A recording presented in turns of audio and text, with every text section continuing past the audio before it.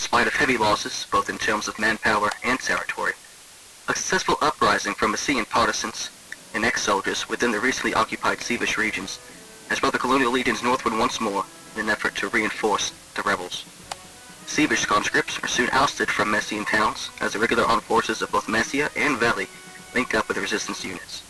Some insurgents, specialists though they are and well adapted to their role, are yet folded into standard legions, while others continue to go behind enemy lines and wreak havoc on logistics, weaker defenses, and isolated patrols.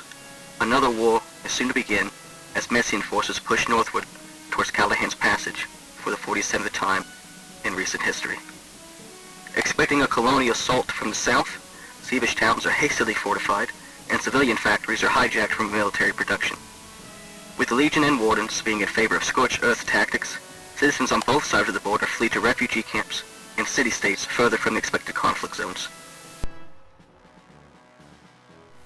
Immediately following the colonial insurgency and the reinforcement from the southern legions, both sides of the conflict begin to set up crude defenses on the fresh borders. Foxholes, crude trenches, rugged barbed wire, all line the front lines in preparation for the war about to begin. Refineries and factories are immediately secured in friendly territory, and observation towers are hastily erected, primarily in coastal and island sectors. By day 8 of the war, colonial legion forces mount successful offensives in Fairnack Coast and the Deadlands. Combat and progress in the Land of Mercy, the Drowned Vale, and the Endless Shore is slow, and the Wardens invade Tempest Island and occupy Alchemia State with little resistance. As the previous war has only recently ended, Colonials and Wardens continue to rebuild damaged infrastructure on the third week of the war. The Wardens also managed to push back on Fairnack and the Endless Shore, but Colonials successfully occupied the Deadlands by day 16's end. Day 20 brings Colonial Special Operatives striking into the moors and the Reaching Trail, holding on to these lands for the rest of the week.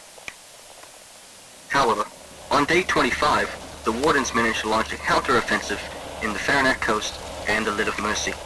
Our special operations in the north are overran, and some miles are lost within the Endless Shore itself. The Drowned Vale remains stagnant along the Broken Dam, until a joint operation for the Deadlands and Endless into the south of Marben Hollow cuts off reinforcements for the Wardens in the Northern Vale. Colonial ground lost on the 25th is soon recovered, and the Drowned Vale is completely secured by day 30. Defenses in the Godcrofts are struck by colonial operators in preparation for a potential invasion in the coming weeks. As the war presses on into the 5th week of combat, heavy fighting continues on both fronts, both east and west, but the colonial legions refuse to retreat from the snowy grounds. The effectiveness of Messian defensive strategy as they progress forward prompts some Sievish units to engage in guerrilla warfare and partisan activities. On day 38, colonial auxiliary forces begin securing Fairnack Coast after having successfully pushed out Warden presence in the region. On day 43 of the conflict, colonial special forces strike into Stone Cradle via naval invasion, securing a strong beachhead for further assaults. The Land of Mercy sees continued fighting as both sides attempt to outmaneuver the other, with neither being very successful. Day 45 starts off with a mechanized invasion into the Orbreaker Isles by the Colonials, though the Wardens mount an outstanding defensive and force our legions to retreat into Fairnack by day 47. The Drowned Vale is struck by partisans, but the lost territory is hastily reclaimed by Colonials. The 7th week of the conflict brings even more intense fighting, as progress is made by colonial legions within the Orbreaker Isles, the Endless Shore, and even Callahan's Passage following successful operation in the Siva. Within the passage itself, extremely brutal combat begins as a colonial foothold is established between day 52 and day 54. However, the 8th week of the war would prove to be bloodier than the previous, as Sievish and Messene platoons conduct precise strikes against numerous targets in each other's territories.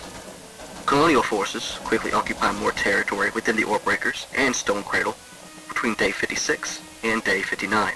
It is during this time that they also invade the Codcrofts, after successfully reclaiming Alchemio Estate and the Lost Airchel. The Wardens are forced to hunker down in the Land of Mercy and the Endless Shore, but maintain adequate pressure on Messian troops occupying Callahan's Passage. By the 63rd day of the war, the Colonials in Stone Cradle are unfortunately surrounded and bled out by the Warden troops. Many are captured, and even more are killed. Beginning on day 64, Colonials begin investing heavily in rebuilding damaged infrastructure in Faranac and the Deadlands. However, the Wardens are successful in pushing back the assaults that were launched in the Orebreakers, Callahan's Passage, and Stone Cradle. Lost Erchel is now in Sievish hands again, and the Lid of Mercy and Marvin Hollow see brutal fighting as both sides take turns sending men to try and secure Wellchurch within the center of the Endless Shore. A beachhead is established by Colonial Marines in the weathered expanse at White Walk. By day 72, in the 10th week of the war, Wellchurch is secured by Colonial forces in the Eastern Front, while legions deployed to the west are embroiled in close combat within the Lid of Mercy, and shows of marksmanship in the Orebreakers. The beachhead in the expanse is lost as Alchemio falls to the Wardens by day 75. However, on day 74, Colonials manage to gain grounds in the Orebreakers, but it also brings a large mechanized invasion from Alchemio and Anchored Beach by the 82nd Death Corps of the Sievish military. The Blitzkrieg attempts to break through the watch post at Tuatha, but a ragtag group of Colonial conscripts manage to push them back. Several Warden armored cars are captured or destroyed in the battles between the 74th day and the 77th. As the 11th week rolls around, following a long series of vicious battles, combat does die down to isolated skirmishes on both the eastern and the western fronts. These small, isolated incidents usually take place between patrolling squads and partisan members on either side. The Endless Shore and the Orebreaker Isles see a persistent series of back and forth skirmishes over occupied towns and key strategic points within the regions. Sievish vanguards attempt to hold the Messian colonial legions at bay as they continue to advance deeper into Sievish territory. Yet, despite heavy resistance from the enemy, engineers within the Colonial Legion are extremely successful in establishing a series of stalwart defensive structures along occupied territory borders. These defenses, all linked up to a well-maintained logistical network, allow our boys in green to continue to push forward and beat the Wardens out of the Isles. Day 96 and Day 103 see heavy fighting as the Western Front continues to be hell on earth for both sides of the conflict. Meanwhile, Messian legions continue to ride their momentum and make further advances into the Godcrofts and Callahan's Passage. The Endless Shore and Tempest Island are temporarily secured by Colonial Legion forces, while the fighting shifts to Marvin Hollow and the Godcrofts, putting the Wardens on the defensive once again. The 14th week of the war is quieter than the previous ones. No real ground is gained by either side in the Orebreakers, but Messian soldiers do continue to push through in Callahan's Passage. Colonial Marines stationed in the Godcrofts continue to try and push the Wardens further back, hopefully trying to get them to cross the border into the weathered expanse. However, it seems that the 14th week was the calm before the storm, as Day 112 brings very bloody battles to rage in the Godcrofts and Marvin Hollow as Colonials continue to try to surround the Sievish defenders. Special forces from the Wardens strike in the Endless Shore, disrupting the supply lines to the north for the Messians. Meanwhile, Colonial conscripts are quick to reclaim the strategic pathways and reopen those lines. Following the partisan attacks orchestrated by the Sievish militias within the Endless Shore, the Warden's main forces launch a counteroffensive while supplies are restricted. Despite the temporary gains in Callahan's Passage and the Godcrofts, the Wardens are pushed back, and by Day 127, the Godcrofts are completely under Messian occupation, as they rightfully should be. Throughout the 17th week of the war, Messian engineer corps are hard at work securing civic centers within backline counties, all while main forces continue to hold the front line within Callahan's Passage and Marvin Hollow. The Wardens themselves put up a hell of a defense within the Hollow, while more reinforcements are sent up for the Colonial legions. Despite the Lid of Mercy recently being secured by Colonial forces, Sievish brigades do manage to occupy a border sector within the region, forcing the Home Guard to go on the offensive once again. On the 136th day, the Colonials finally start to gain some ground within the Orebreaker Isles. Callahan's Passage and Marvin Hollow are embroiled in heavy fighting, with neither side able to gain any ground from the other. On the 140th day of the war, a Colonial invasion is once again launched in the Stone Cradle, but it is crushed by a rapid response from Warden defenders. As the 19th week of the war begins, Colonial troops finally make a successful push back into Marvin Hollow, and are able to also launch a hasty offensive into the Moore County, quickly establishing a base of operations for themselves. The Orebreakers are still a thorn in the Messian side, refusing to be subjugated. On Day 148, the Maiden's Vale in Marvin Hollow is surrounded by the Colonial Legion, and is forced to smuggle supplies via the waterways from the Viper Pit.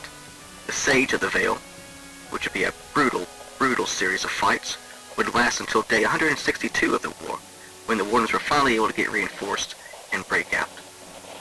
As fighting within Callahan's Passage begins to die down, and both sides settle into their trenches, the Colonial Legion launches a naval invasion against Stone Cradle. Special units of Marines land on the northern beach and establish a strong beachhead. Fighting continues within Mooring County, just east of Stone Cradle. Between day 153 and 156 of the war, Protoss and the Guardcrafts themselves are resupplied and equipped with proper materials for defenses in anticipation of a Seabish counteroffensive into the area from the weathered expanse. Day 160 brings the crumbling of the defenses and resistance within the Orbreaker Isles. Following this event, resources are then thrown into the invasion of Stone Cradle, and massive gains are made within a very short amount of time. With fighting in Callahan's Passage still indecisive, Colonials continue to advance within Mooring County and Marvin Hollow, despite the Warden's success in breaking out of the Vale itself. By day 166 of the conflict, Stone Cradle is completely secured by Messian forces. As the fighting rages on across all fronts, the Wardens find themselves slowly but surely running out of munitions, men, and morale. The front lines remain gridlocked as Seabish partisans harass the Guardcrafts and the inland shore, attempting to disrupt Messian logistics. A rapid strike by mechanized forces of the Wardens leads to them finally controlling the Vulpine Watch on the 174th day. This bit of territory would grant them access and a foothold for further invasion against the inland shore territories. By the 23rd week of the conflict, the rugged geography of Callahan's Passage and Marban Hollow forced Messian and Seabish forces to finally dig in and take up defensive positions. Fighting within the Mooring County and Endless Shore heats up as colonial forces try to lock down both regions and completely occupy the territory. As the war slowly rolls into its 24th week, Messian legions continue to advance northward, the Western Front shifting heavily in their favor.